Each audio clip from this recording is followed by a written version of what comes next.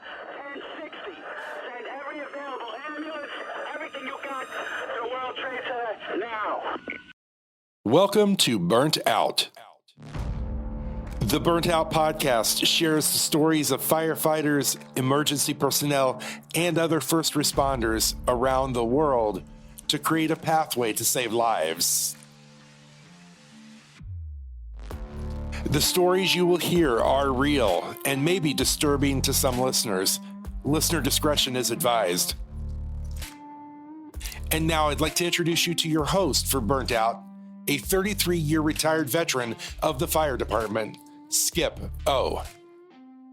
Thank you, Sean, for that introduction. We would like to welcome everybody to Burnout Podcast. And we also like to thank our sponsors, Turning Point, Madison County, Bridges of Hope, the Warriors Program, and Command Post Wellness. They were Code Green, and they changed their name to Command Post Wellness. And we're here today. I got my cool guest, the old guy. We got Jeff with us. Jeff, welcome to the show. Hey, Skip, how you doing? It's the old guy. Yep, that's me. I'm doing good. Yeah, I wasn't firing at all cylinders today, so I got my co-host, the smarter version, and we brought Jeff on here to help interview our guest. But Paul, we got today all the way across the pond in England that works for the ambulance service over there. We got Paul Goode. Paul, welcome to the show. Hey, Skip. Hey, Jeff. How you doing? Yeah, thanks for having me on. Good, Paul. Really good to be here. Well, I tell you what, Paul, could you give us a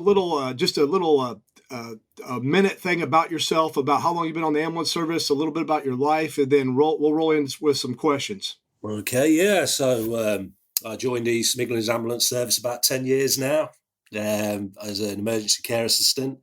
Work on frontline A&E, accidents and emergencies, a double crew and ambulance service. I hit rough times last year, before Christmas last year, and yeah, a lot happened, and I'm here to talk about it today, really. I'm 55 years old on Monday. I've got two wonderful children and some good friends. Well, that's good. Paul, you volunteer now for a nonprofit organization that does NUFIs. You want to tell them a little bit about that real quick, what you do? Yeah, that's brilliant. Yeah, so Pete Lewin, Pete, Skip, amazing man, runs a charity, Newfoundland dogs, emotional support dogs swimming. And I had the chance of going along for a swim and I absolutely loved it. And I managed to join Pete's team. So basically, we turn up, get in the water with the dogs and people with like PTSD, mental health, veterans. We have a little swim around with the dogs, and it's just amazing to see people's faces and listen to their stories, and makes people happy. And I'm proud to be I'm very, very proud to be part of the ambulance service, and I'm very, very proud to be part of Pete Lewin's Newfoundland team. It's brilliant. Well, Paul, thank you for being on the show and being able to share your heart and share some of the darkness. But also, we got a fairy ending story, fairy tale story. I can't even talk at the end of it, though. But Paul, what happened to you? What sent you down that rabbit hole? Right. So here we go. So I struggled with mental health for about 14, 15 years and never told anybody, never told a damn soul. Kept it all to myself, listening to people's problems and working in that environment as well. It just bottled up. And then about October last year, I started to feel I wasn't me. And a very close friend of mine, bless her, she was 34 and she died of COVID. Yeah, in hospital, she died of COVID. I was treated very badly at work for about 12 months by a co-worker who basically stripped me of all my confidence, made me feel absolutely worthless, and basically bullied me. And then a long-term relationship of 4 years, the last 2 years of the relationship weren't very good. And that went out the window. Basically, I struggled so much. And one night at work, I sat there. I was working with a good friend of mine, Mike, and he knew. He tells me today that he knew, and I sat there and the world just caved in and I decided that was it. Loughborough train station was just down the road and I thought, you know what, I'm done. and it's a weird feeling. It's not like everyone's better off without me. It was, I'm done. It was like somebody sticking me in an hole, and I could see the light at the top, but I felt nothing, and it's a horrible feeling, So I thought to myself, this is it. So I got up and I went to walk out, and there was a manager there, and he went, "Hey, Paul, how you doing?" And then he dragged me in the office. He said, and I started talking, and that was it. I ended up they took me straight to the hospital, where a mental health nurse said you'd had a breakdown, and that's when my journey began. Then, I couldn't remember anything. I was gone. I was gone, and it was very emotional, and through the therapy in England, it just wasn't helping, and I was done with it. I'd already made my mind up, but I kept it inside. And then I went to see a good friend, and I went to see Pete. I rang him up one day and on Saturday afternoon and said, "Pete, I need to come round." And I went round and seen him, and went down the garden, and we had a cup of coffee, and we sat there talking, and I just let it all out. It all come out. And the best thing is, I'd sat there with my head down, and all of a sudden I felt this big thud on my knee. And there's this beautiful big animal, Newfoundland Storm. And he's just looking at me. And I says to Pete, "What's he doing?" He says, "He knows you're not right."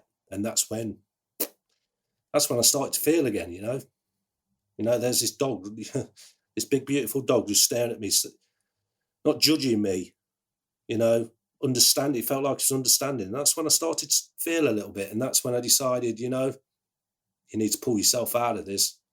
And I did. Well, it's a long story, which I'm sure we'll get onto, but You, Paul, was saying that you had a lapse of memory for a while there. Was that due to the mental trauma, or was that due to alcohol or substance, or everything? Well, the only way I could get to sleep, like I say, I love going to the gym, but I was really abusing myself. So I'll just already this bit up. So I was going to the gym, like I was off work. They wouldn't let me work. I was under the crisis team. So I was going gym 1 a.m, 1 p.m, not eating. I was drinking alcohol to try and help me sleep. And basically that wasn't helping. But from the end of October till about the middle of January, my brain was gone. I couldn't remember what I'd done the day before. They'd asked me my date of birth. And so it was down to the mental health, definitely down to the mental health. It wasn't so much alcohol and that was, the only way I could get to sleep was have a couple of beers, and I hated it, I hate it. But it was definitely down to the mental health. Everything they said to me, your brain is like, it's just fried. And it's going to take you a long while to come back from this. Basically, they said it's like a computer hard drive, and it's been full for that many years. It's just switched off, and it's protecting you. That's what she told me. I remember that. Yeah. Hey, Horrible. Jeff. Yes, sir. Quick question, Jeff. You just heard a little bit about Paul's story. What are you going to tell somebody that's there? What are you going to relate to them about your life to get them to get help? First I'm going to tell them is make sure they understand that, this is not an isolated thing for you. You're not alone. This can happen to anybody, anytime, as we're hearing here. And especially with the work that we do. And you really got to be really, really mindful to that and recognize the signs and symptoms when they start to occur, not when you're in, so deep you can't find your way out. That's why I would start with that. That question came up because there's a couple of days I don't remember at all before I went to the center. And I wasn't doing any substance, any alcohol, nothing like that. It was just, like Paul said, your brain just relieves you of every responsibility that happened right there. It's kind of a safety mechanism. Yeah, it's a horrible feeling. It is. It's a horrible feeling. And when you've got somebody sat in front of saying you're ill, and I'm like really, resilient, and I'm like, no, I'm Paul Goode. I don't. This don't happen to me. I'll be back work tomorrow. The thing that really gets me is, we've been in the field for quite a while, years. We combine our years, we're centuries. But anyway, until we understood what this mental health issue was, or substance, or combined, we didn't recognize the signs and symptoms until we learned about what it was. Then we were able to go and get ourselves some help. And that's the problem I think we're at now, is people don't recognize the early signs and symptoms of when to seek help. Mhm. Instead, they wait until the dire straits, and then you're in the shit, and it's really, really hard to get out then. So I think the important part here is recognize early on that you're in trouble. Yeah. Now, I didn't know what the hell was wrong with me. I had no idea. I knew something was fucked. I mean, something was messed up, and I didn't know what was wrong. It's an horrible feeling. I never asked for help. I never asked for help. I just bottled it, and all the years, and and when they actually looked into it, they said, when I actually sat down, I sat down with a psychiatrist, and he sat there and he goes, "Oh my word," he said, "I feel your pain." I was like, and then and he said, "This all stems back when your marriage broke up." That's how far back it went. So I was like, wow, and it all just come out. It was horrible, It was horrible that I never asked for help from anybody. And people have said to me since, "I never ever thought you'd break." And I said, "Hey, I'm only human." But it's like Jeff says, it's when you realise you need help, you have to reach out, because it's so damn, when you feel, I never ever want to feel like that again. The fact is, people say I'm going to take my own life, people are better off without me and all this lot. But the feeling I had, and I don't know whether anyone's experienced it, is the fact that I felt nothing. I felt nothing for my children. I felt nothing for my job. I felt nothing. No love, no anger. It was horrible. It was a horrible feeling. I felt absolutely. Paul, when you went to Pete's house, Pete Lou in Newfoundland, and he said he had somebody, where did your journey start from there to get help? Well, I think it was there, and then we was talking about all the things that we're going to do with the dogs and that, and I think you FaceTimed Pete, and that's how I met you, and we were having a chat, and I think Pete and you got your heads together, and you were talking a little bit about me in a good way. And Pete, I think Pete told you I was struggling, and I went round. It carried on for a couple of weeks going to see Pete and Jen, bless them. And it basically, I woke up on a Sunday morning and I was so angry, because then reality hits that how can people do this to me? Why have I ended up like this? And the anger was terrible. I've never felt it like that before. So I went round to Pete, I rang him up and I said, "I need to come round." And I went round to see him and I said, "Pete, I need to get away. I cannot be here anymore. I'm not going to do anything, I'm not going to take my life or anything. I just need to get away." So he said, "Why don't you go and see this retired firefighter in America?" So I said, So we FaceTimed you, and you kindly offered me to come over and stay with you and Diana and your family. And 5 days later, I took myself to Heathrow Airport and got on a plane and came over, and that was the first day. February the 5th was my first day of recovery. Getting on that coach to get to the airport, to get on the plane, to come over. I was riddled with anxiety. Somebody had to help me check in, because I was cuckoo, And then when I got on that plane, I felt good because I did it, Sure. I did it. I did it. And then for me, it's not just who, coming over to ours and stay with us. You got help from the Anderson Center. You got help from some other people. And also it's the worldwide peer support. It's our organizations come together and helping somebody that's across the pond and bringing them over here. That's what we're about. Mm-hmm. I know as far as the team that I got, and Jeff's part of the team, I can't do this alone or help somebody alone. Jeff, can you relate to any of that? We try to do things on our whether it's getting help or trying to help somebody. I cannot bear the burden of helping somebody by myself. They'll wear me out. Yeah, I can understand that. Now I'm listening to Paul. I'm listening to your story, and wow, it definitely hits home here. I mean, how scared was that feeling for you to hop on the coach, going to the airport, knowing that you're getting ready to make a big step in your life? Yeah, well, like the week before I came, I had to go and see somebody, Tracy's a good friend of mine who used to be was on Pete's team, and she had to help me book the ticket because I was gaga. I didn't know what I was doing. I gave her my credit card and said, "Hey, book me a flight to America," So on the 5th, it took me ages, and I packed. And I got myself to the airport, and it was scary. It was scary. I was out in the big wide world on my own, and I wasn't, I was riddled with anxiety. And, the simple thing is like checking in online. It wouldn't let me do it. So instantly panic, what have I done? What have I done wrong? Have I done this? Have I done that? And getting to the airport was a very big step. And people do it every day. But for me, it was like climbing Everest. My legs felt like lead walking in the airport. It was horrible. And United Airlines, and bless them, there was, I can remember standing there trying to check in, and I hadn't got a clue. And then this kind man who worked there, he came out, he said, "You all right, sir?" And I went, "No." I just stood there. I said, "I don't know what I'm doing. I'm sorry." And he looked at me, he said, "You all right?" And I said, "I'm struggling." And, I was honest. And that was another thing. It was admitting to people, and telling people, I'm struggling, man. I don't know what to do. I honestly do not know what to do. And he booked me in. And bless him, there's about 30 people standing there. And he unclipped the rope and took me straight to the front.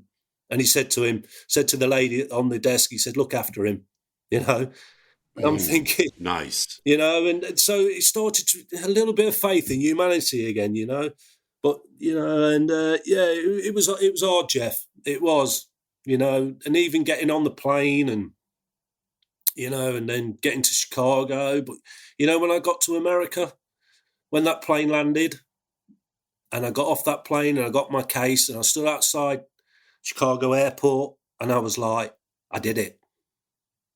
It was good. Best feeling in the world. Yeah, it was. And it is. Yeah. I'm proud of you, man. Yeah, I am. I'm proud of you taking the steps. That's hard. Yeah, it's hard. It's I can remember so hard. It was cold, but it felt good, And then Chris, who's part of the Worldwide Peer Support, and his wife, they come and got me, and then they, in theory, I got myself all the way there. And no, I don't want this to sound offensive to anybody, but Skip, I didn't really, I can say it without it sounding wrong. Strangers, because we'd never met before.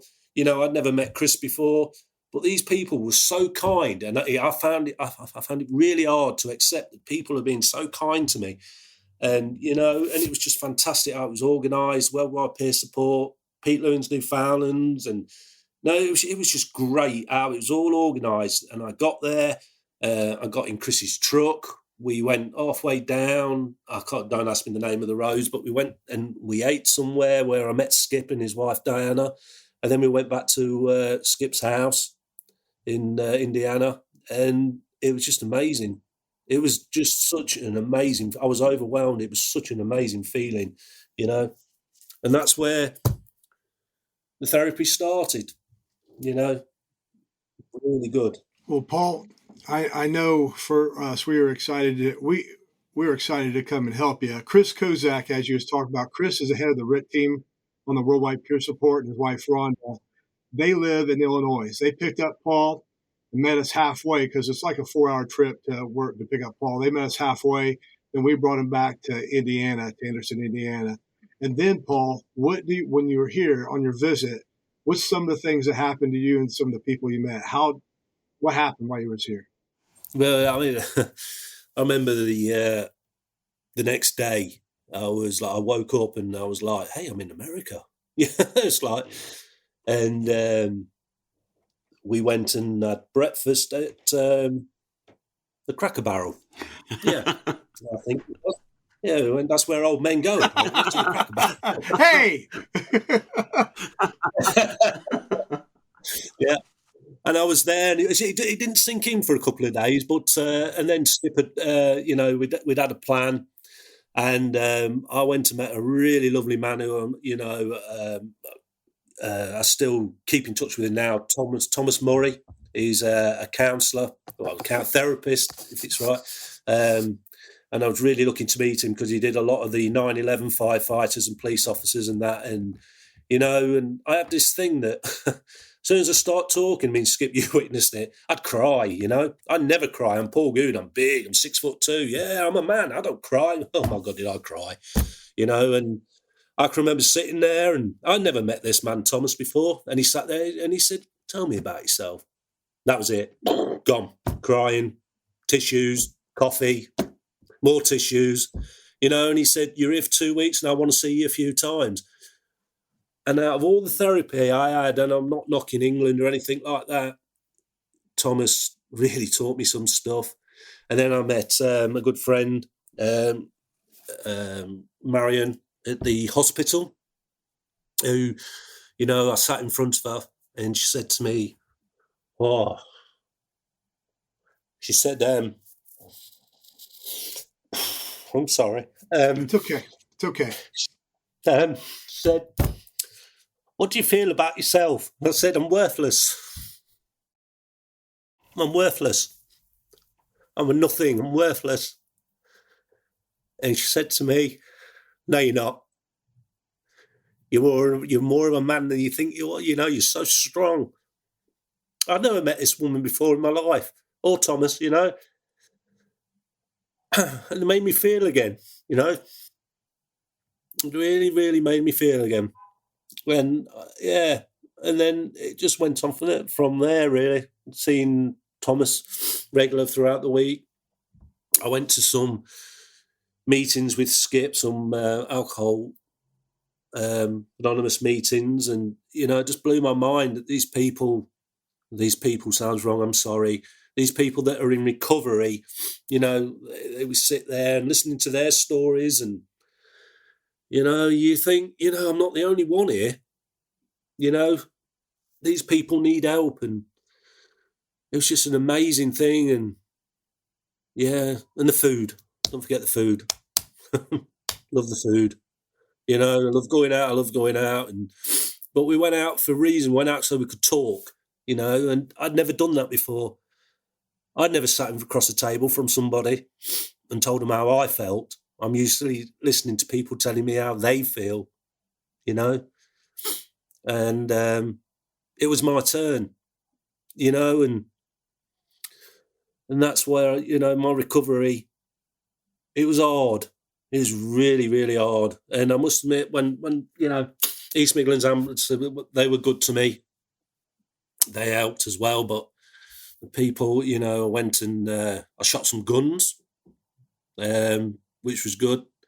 You know, so every day was different in America. Every day was good. Every day was full of therapy.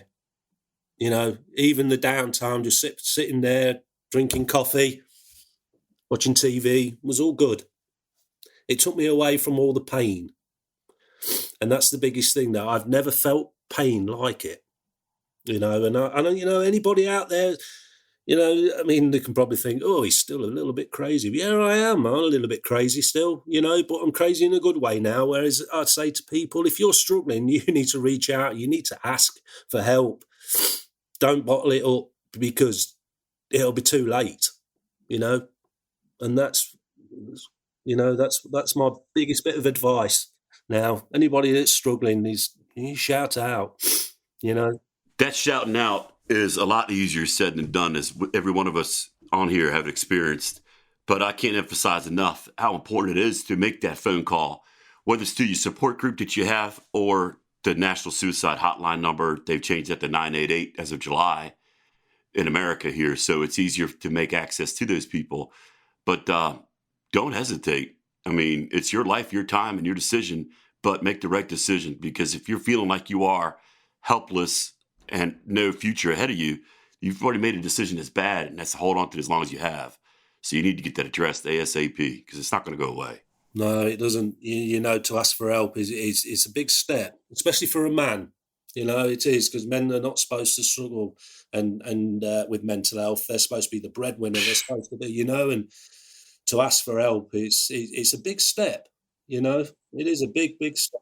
You know, one thing, Paul and Jeff, you know, what I figured out, we go to fires or go to a code or go to a scene, we go to do a job to make things better. We figure it out. If we don't have it, Yep. Between all of us, we figure it out. Paul, when you reached out for help and we said we're going to come over, man, I just said, come over. I had no clue what we're going to do. So I called some friends. And when I called some friends and told them what was going on, they stepped out and said, we're going to help whatever we need. And it's not because of me. It's because they wanted to help somebody. Didn't matter what country you come from. It didn't matter. Nope. It don't matter the color of your skin or your sexuality or nothing like that. And that's what we at Worldwide Peer Support and the people that like Jeff that I hang around with, we're just going to help that person. Us crusty old guys can still change. Jeff is a proven fact of that. But no, all joking aside, the thing is, there's always help for somebody. When somebody says there's no help, I said, yes, there is. Don't wait and sit on your couch for somebody to create something. Get out there and create it for yourself and for other people.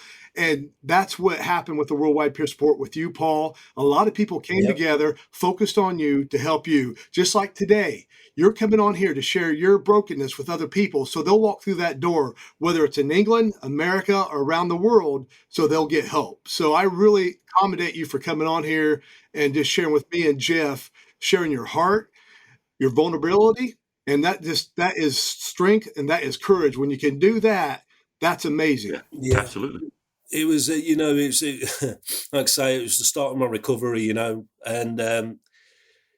mean, I'd never heard of the Worldwide Peer Support. I didn't know what it was all about. And I did a couple of Zoom meetings on there on a Sunday evening and, and I found it really good, and it's an amazing organisation, to be part of. And, therapy continues. I'm stronger now. I'm a lot stronger now. I'm back in the gym. I'm training because I want to train, not because someone's telling me, give me one more rep. Everything I do in life is for me now. Not saying that I don't want that to sound selfish. What I mean is, I don't know, if you've struggled, you tend to put barriers up now that, and if you start to struggle, you reach out straight away, or you have coping mechanisms. I have loads of coping mechanisms. If something's upsetting me and I don't think it's right, I remove myself now. I don't battle through anything, And Sure. I'm stronger now. I'm getting, I'm good.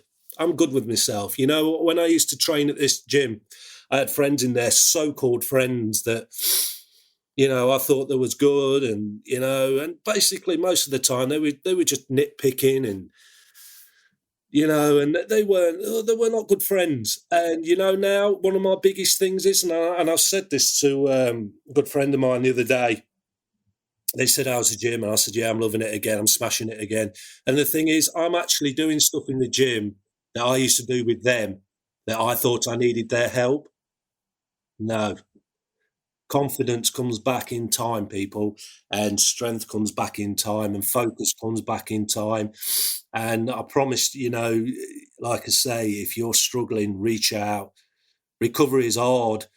Somebody said to me, this time next year, you'll feel fine. I was like, that's 12 months away.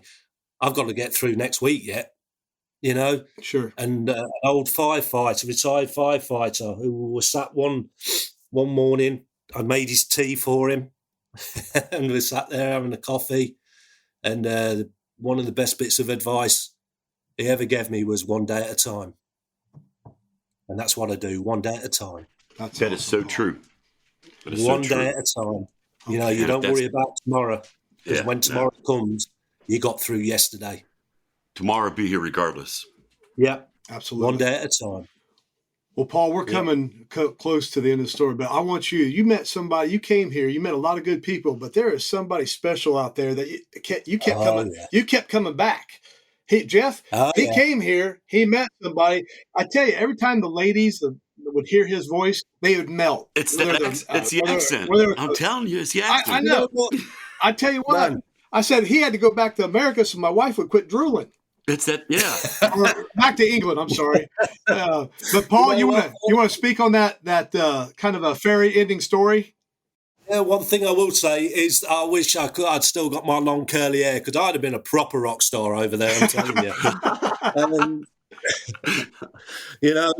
So we went for a meeting, if you remember, Skip, at the Christian Centre. Sure. And I was sat round the back, and I was on the phone and sat near the heater, and in comes Billy. Now, Billy's an amazing woman. You know, she's in a wheelchair. She had an accident on many years ago, and she's an amazing woman. And she comes flying in, and she turns, she literally spins round, and she grabs my hand. And she goes, "Hi, I'm Billy," and I went, "I'm Paul." She goes, "Yeah, I know who you are. You're pretty famous around these parts at the minute."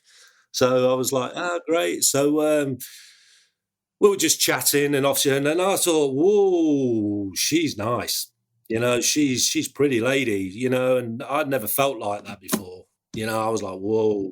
So I added her on Facebook, and she added me, and then we started chatting, and then we went out after church on the Sunday. We went for coffee, and then we went out a couple of times in the week to give Skip a rest because I think I'd chewed his ear off a bit too much sometimes, and we sort of like, we kept it going, you know, and then I had to come home. We kept in touch. And I said to her, I wanted to go back to work. They were like, no, you're not coming back to work, you know. And can I just add that when I got back to England and I showed them all, like Thomas had done me a letter and everything, they was amazed at how well therapy was in America, you know. Anyway, getting back to Billy. So I tried to go back to work and they were like, no, you're off for another month. So I said, well, can I go back to America? And they were really good and went, if you're having more therapy out there, you can go. So I got in touch with Skip, got in touch with Billy, and I said, Billy, I want to come back. And I said, you know, is it okay? And she was like, yeah. So I went back and Billy picked me up from Chicago and we had a great time. And then one day I said, I'm getting feelings for you and I don't know how you feel about it because I live 3,882 miles away. And she said she felt the same. So we continued that relationship. And I think I went to America 5 times last year and it's been great. And one time I asked her to marry me and she said yes. Oh, my. Yeah, so we're going through the process of that. But, you know, if it takes as long as it takes, because it's just great being part of her life and, you know, and it's just amazing. And, yeah, it's really nice, you know. I've never felt so happy and so loved. And she's an amazing woman and I'm really, you know, glad I'm part of her life. And, you know, the whole thing, you know, the whole thing from day one till now it's just been amazing, you know. And I've come out the other end, you know, and that's the bit I'm proud of. I've come out the other end, you know, and you know, and that's it really. But yeah, so I'm hoping to come out. We're planning this year out. We're planning this year out already, and I'm hoping to get over in a month's time, I think. Or I might come knocking, Skip. You never know. All right. Well, Paul, here's I want to ask you a couple questions, and I'd be real short. Now, you got a 30-second window. Somebody's in their flat, in their apartment, at their house, whether they're a firefighter, first responder, whether they have an addiction, they feel lost, they feel alone, they feel like ended it. You got 30 seconds. What are you going to say to them? Go. I'm going to say to them, right, I'm going to ask them what's going off. I'm going to tell them that it is going to be okay. It's a long journey, one day at a time. Recovery is amazing. You just got to take your time. You've got to accept every bit of help everybody throws at you. You're going to get angry. You're going to get so upset with people. But you know what? Just hold your hand out and ask for that help because that help is out there. It doesn't come to you. You have to admit that you're struggling. You've got to admit to yourself. And I say this now to people who I go to with mental health, reach out, take every little bit of help that people throw at you. Whether you think it's rubbish or not, just reach out and take everything. Try everything. Don't sit in a cold, dark, lonely place, you know. Reach out and people will help, you know. Thank you, Paul. Jeff, same question. You got 30 seconds to talk to somebody. You got to hammer it big. You got the older gentlemen that think they're tough and they're falling apart, or women, and you got to get through them quick. What are you going to do? I'm going to tell them they didn't design this mental health trauma like this. This has been around a long time. Yeah. And so they're not alone. And this is what it's designed for, is people just like yourself who are going through this stuff. And if you go in there thinking it's going to be all unicorns and glitter, you're going to be wrong. It's a lot of work, a lot of dedication, hard work. And as Paul, and you can attest too, Skip, it's constant work. You say you're in recovery. That's a process that continues and doesn't stop. So the moment you start, you put your feet on the ground and keep going with it, because you're going to be in for a long haul, but a very rewarding at the end if you stick with it. Yeah. Thanks, Jeff. That's good. Paul, now what quote or what saying that constantly rings in your mind when something's coming up? What's something that keeps you going? What's a quote? Do you have one on mind right now? Yeah. Every scar tells a story. Cool. Every scar tells a story. Paul, Jeff, thank you both for being on here. And just remember, anybody that's listening, you're not alone. Reach out to worldwidepeersupport.org, or as Jeff said, dial 988 and they'll get in touch with somebody who can help you. But I'd like to thank both my guest, Paul Goode, and our co-host, Jeff Dewar, Yes, sir. the old guy. That's me. And remember, go home tonight, shut your phone off and shut your radio off and get some sleep. Thank you.